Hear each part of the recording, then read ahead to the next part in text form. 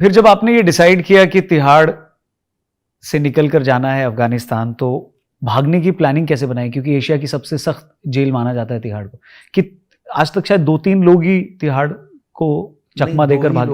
2 ही लोग। हाँ, एक चार्ल्स शोबराज की बात हाँ, आपने की, हाँ, और दूसरे आप। हाँ। तो ये कैसे, क्या प्लानिंग थी और क्या हुआ था, ये जरा बताइए। मेरी तो कोई इसमें हैसियत नहीं है, ये ईश्वर की इच्छा थी। मुझे खुद आज तक समझ में नहीं आया कि वो जो हालात थे वो खुद ब खुद वैसे बनते चले गए। क्या है कि जैसे दिमाग में कुछ प्लानिंग्स आई तो वो क्या एग्जीक्यूट नहीं हो पाई। क्या क्या सोचा था आपने? जैसे मैं पहले मैंने सोचा बाय फोर्स भागता हूँ, तो लेकिन क्या है कि मेरे साथ अब तब मेरे इतनी समझ नहीं थी, हम ऐसे ओपनली डिस्कशन कर लेते थे। तो मेरे को याद है कि डी कंपनी का एक बंदा था, तारिक नाम था उसका, वो भी था मेरे साथ ही। और एक जो है, एक और दूसरा गैंग है, बबलू श्रीवास्तव, उसका एक बंदा था। तो वो मुंबई जाता था कोर्ट डेट पर। ये बबलू श्रीवास्तव के गैंग का व्यक्ति जो है लखनऊ जाता था, और मैं हरिद्वार जाता था। तो वो लोग भी भागना चाहते थे। तो वो हम लोग बोलते थे भाई आज भाग जाएंगे, आज भाग जाएंगे। अच्छा। तो क्या हुआ कि जैसे हम कहते थे भाई आज तो चले जाएंगे हम, तो क्या हुआ कि किसी ने मेरी शिकायत कर दी। तो बाद में मुझे किसी ने बताया कि भाई आपके लिए एक लेटर डीजी को लिखा है कि भाई ये जो है भागेगा, ये स्केप होएगा जेल से। तो क्या है कि मेरी जो सिक्योरिटी थी वो क्या है, ट्रिपल कर दी। अच्छा। तो वो जो प्लानिंग थी बाय फोर्स भागने की, वो फेल हो गई। ठीक है। क्योंकि इतनी सारे पुलिस वाले जाने लगे, और फिर क्या है, मेरे को पर्सनल वैन कर दी उन्होंने। जो पुलिस की वैन होती है ना, तो वो एक तरीके से पिंजरा होता है, कभी अंदर से भगवान आपको ना दिखाए, वो क्या होता है, अंदर ही लॉकअप होता है। जो आप देखते हो ना, सड़क पे भी देखते हो कभी कभी, जो जेल वैन होती है। ठीक है। जेल वैन क्या होती है, अंदर जो है एक पिंजरा होता है, जैसे जानवरों को बंद करते हैं ना, तो ऐसे ही जो है एक्यूज्ड को उस पिंजरे के अंदर बंद करके लॉक कर देते हैं। ठीक है। तो वो मतलब गाड़ी को आप ऐसे भी छोड़ दोगे तब भी उस गाड़ी से कोई निकल नहीं सकता। और फिर आपके साथ मेरी जो सिक्योरिटी थी उसमें 14 पुलिस वाले उन्होंने लगा दिए। तो फिर बाय फोर्स तो वो चीज़ संभव थी नहीं। फिर दूसरी प्लानिंग करी, है ना, वो भी फेल हो गई। फिर बस ये जो जिस प्लानिंग जो सक्सेस हुई, जिससे मैं निकल गया, तो ईश्वर ने उसमें सहायता कर दी। क्या थी वो प्लानिंग? वो ये थी, जैसे मैंने बताया कि मैं कोर्ट डेट्स पर जाता था हरिद्वार।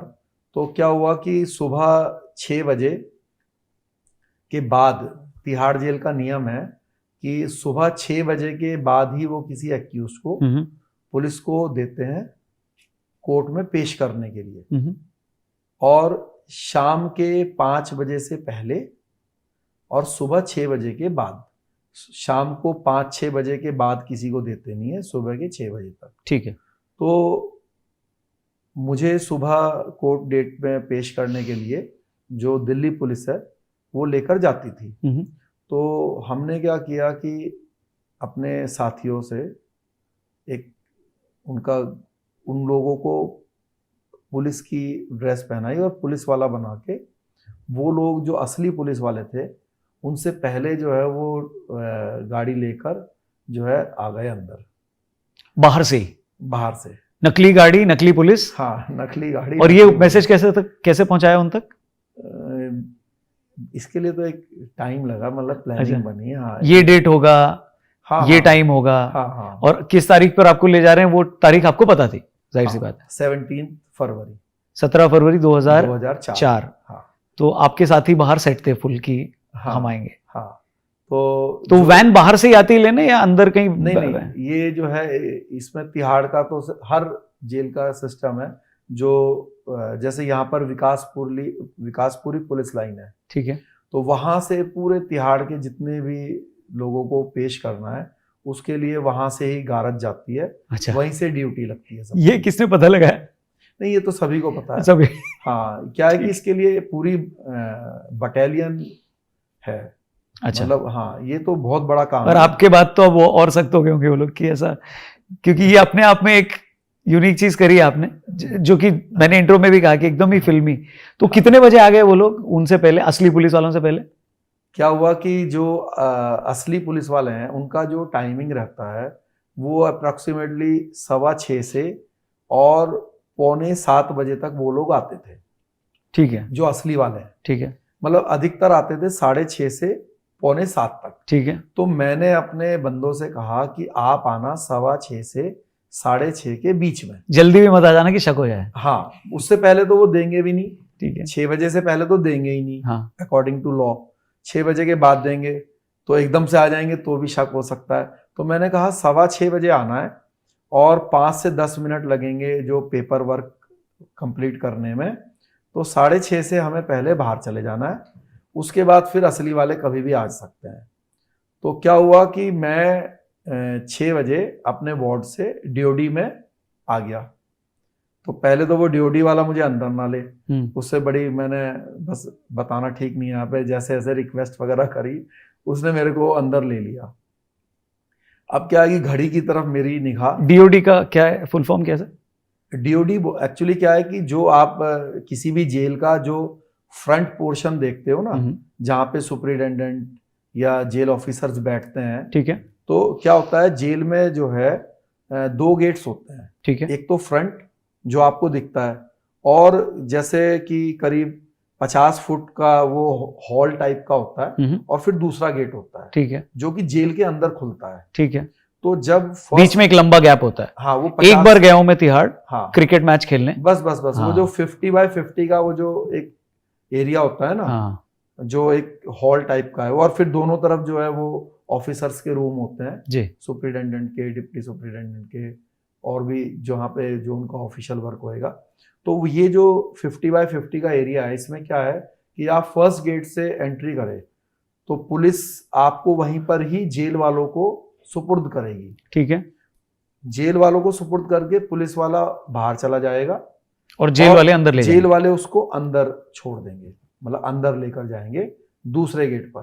तो ये जो दरबान होता है, उस एक ही व्यक्ति के पास दोनों तालों की चाबी होती है, कभी भी एक बारी में दोनों ताले नहीं खुल सकते। क्या डिटेलिंग है, मतलब। हाँ, तो मतलब ये डिटेलिंग में कितना समय लगा आपको?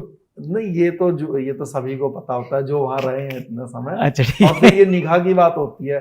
मैंने किरण बेदी मैडम का इंटरव्यू देखा था जब मैं एस्केप हुआ था, तो उन्होंने कहा कि भाई ये जो जिस डीजी वही थी उस समय? नहीं, वो नहीं थी, तब तो अग्रवाल जी थे। और गुप्ता जी तब भी थे क्या पीआरओ? हाँ, गुप्ता जी पीआरओ थे। पीआरओ थे ना, क्योंकि वो जन्मजात पीआरओ है। तो जैसा कि मैंने बताया, मैं भी एक बार तिहाड़ गया हूँ, अच्छे कॉज के लिए गया हूँ। तो कैदी 11 उनकी एक क्रिकेट टीम थी। तो गुप्ता जी से मेरी रेडियो पे बात हुई, तो गुप्ता जी ने कहा कि रौनक क्रिकेट का बहुत बात करते हो, हमारे प्लेयर से भिड़ो। तो मैंने बोला आपके कौन से प्लेयर? तो उन्होंने कहा तिहाड़ में हमारी तिहाड़ 11 है, क्रिकेट खेलते हैं। तो मैंने बोला अच्छा। तो फिर मैंने बाहर से 11 लोगों की टीम बनाई, सबको तिहाड़ में ले गया, क्रिकेट खेला, और फिर वहां पे खाना भी खाया। उन्होंने कहा एक बार जन्म में जेल का अगर आप खाना खा लेते हो तो फिर आपको दोबारा खाना नहीं पड़ता है। तो ये जिंक्स भी ब्रेक कर लेते हैं। और उस टाइम वो ठप्पा लगाते थे कि जो बाहर से आ रहा है, हाँ, वही वो अभी भी है, अभी सारा रूल वही है। हाँ, ये वाला रूल्स तो पहले सब मतलब अभी भी है। क्या है कि जब उस फर्स्ट गेट से आप एंटर करोगे तो स्टैंप तो आपके इसलिए लगाई कि भाई जिससे एक अलग पहचान रहे कि भाई आप जो है अक्यूज नहीं हो। हाँ, तो फिर आपने देखा होगा फिर दूसरा गेट खुला होगा। करेक्ट। फिर जब दूसरा गेट खुल के अंदर जाएंगे तो तब तो बहुत बड़ा ग्राउंड और बहुत सारी है ना, फिर बहुत सारे कमरे, बिल्डिंग्स। हाँ, सही बात है ना। तो ये जो डीओडी है, इस डीओडी में सिर्फ वही व्यक्ति आएगा, वही कैदी या वही एक्यूज आएगा जो या तो वहां पर काम करता है या फिर उसकी कोर्ट डेट है। तो अदरवाइज उसका वहां पे कोई आने का मतलब नहीं है, वो फिर अपने बैरिक में या सेल में अंदर रहेगा। ठीक है। तो क्योंकि कोर्ट डेट थी मेरी तो मैं आ गया। तो हमेशा आप देखना डीओडी में जो है एक बड़ी घड़ी लगी रहती है, ठीक है, जहां पे जो फर्स्ट गेट है ठीक उसके ऊपर। तो मैं घड़ी को देख रहा था, तो 6:15 बजे, 6:30 बजे, 6:35 हुआ। पहले मैं भगवान से प्रार्थना कर रहा था जल्दी आओ जल्दी आओ। 6:15 बजे जल्दी आओ, 6:30 बज गए जल्दी आओ। जैसे ही 6:45 बजे मत आओ, तो मैंने कहा भगवान मत आओ मत भेजो, मत भेजो, क्योंकि किसी भी समय असली वाले भी दोनों एक साथ आ जाएंगे, आने वाले थे। हाँ। और तो फिर मैंने सोचा भाई आज ड्रॉप हो जाए तो अगली बार कर लेंगे, क्योंकि अगर एक बार प्लानिंग फेल हो गई फिर तो संभव नहीं है भविष्य में कभी। लेकिन ईश्वर की इच्छा थी और वो लोग आए 6:40 पे। अब मेरे जो थे साथी वो आए, तो आने के बाद अब बहुत मतलब जल्दी जल्दी से सारे पेपर वर्क को डन करना है, क्योंकि मुझे मालूम है कि वे एनी टाइम असली वाले आ सकते हैं। तो अब जो हथकड़ी थी बल्कि वो एकदम बिल्कुल नई लेकर आए हुए थे, एकदम चमचमा रही थी। अच्छा। तो जो एक दूसरा पुलिस वाला था जो किसी और को लेने के लिए आया हुआ था, उसने उससे पूछा कि भाई ये हथकड़ी कहाँ से लाया है, एकदम चमचमा रही, हमें तो बीपीएल वाले पुरानी सी थमा देते हैं, तेरे को तो एकदम नई दी बिल्कुल। तो अब क्या है ना, मैंने सोचा कहीं अपना बंदा डर ना जाए, भाई है तो नकली पुलिस वाला ना। तो मैंने ही हर जगह पे जो है कुछ जवाब वगैरह जो देने थे जी वो दे दिए। तो उनका क्रॉस चेक नहीं किया क्या कि पुलिस वाले कैसे, उनकी आईडी वाईडी उन्होंने बनवाई होगी नकली जो भी होगा, या उनको चेक नहीं करते? नहीं चेक किया, हाँ वो चेक किया उन्होंने। हाँ तो वो तो उनको समझाया हुआ था क्या बोलना है, तो वो तो एक मतलब, और फिर आईडी वगैरह तो सब थी। जी। तो उसके बाद फिर बाहर गया तो हम निकल गए। निकलने के बाद जो है फिर असली वाले आए बाद में। तो ये बात मुझे तब तो नहीं पता चली, क्या हुआ कि 2.5 साल के बाद जब मैं दोबारा सरेंडर करके वापस आया तो मुझे वो इंस्पेक्टर मिले, लांबा जी थे। वो कहने लगे शेर सिंह मुझे जानते हो? मैंने कहा नहीं सर। कह रहे यार जिस दिन तुम एस्केप हुए ना उस दिन मेरी ही ड्यूटी थी। मैंने कहा अच्छा। तो कह रहे कि उस दिन यार तुम्हारी किस्मत बहुत बढ़िया रही। मैंने कहा क्या हुआ सर? कह रहे यार उस दिन हम 6:30 बजे आ जाते वहाँ। अच्छा। तो कह रहे यार हमारी गाड़ी पंचर हो गई कह रहे पंचर हो गई तो वो गाड़ी को चेंज करने में जो है आधा पौन घंटा लग गया। और कह रहे हम आए वहाँ पे 7 बजे के बाद। तो कह रहे गाड़ी पंचर कराई थी या तुमने ही कराई थी या खुद ही हुई? तो मैंने कहा सर ये तो हनुमान जी ने कराई होगी, मंगल का दिन था तो आपने अपने साथियों को नहीं डांटा, लेट कहाँ हो गए बे? नहीं देखो उस समय इतना तो फिर बाहर आके तो बातचीत हुई, पर ये बट क्या है कि जब सक्सेस मिल जाती है जी तो हर तरह की जो खराबी है वो उसमें छुप जाती है। तो ये कौन थे लोग? ये आपके पक्के मित्र थे या हायर किए थे, सिर्फ पैसे के लिए कर रहे थे? कौन थे जिन्होंने छुड़ाया आपको? ये मतलब आप अपने छोटे भाई मान सकते हो, साथी हैं। तो उसमें बाद में वो अरेस्ट भी हुए फिर इस केस में। अच्छा। और फिर बाद में उन्होंने इसमें थोड़ी सजा भी काटी उसकी जो इन लोगों ने किया, फिर वो छूट गए बाद में।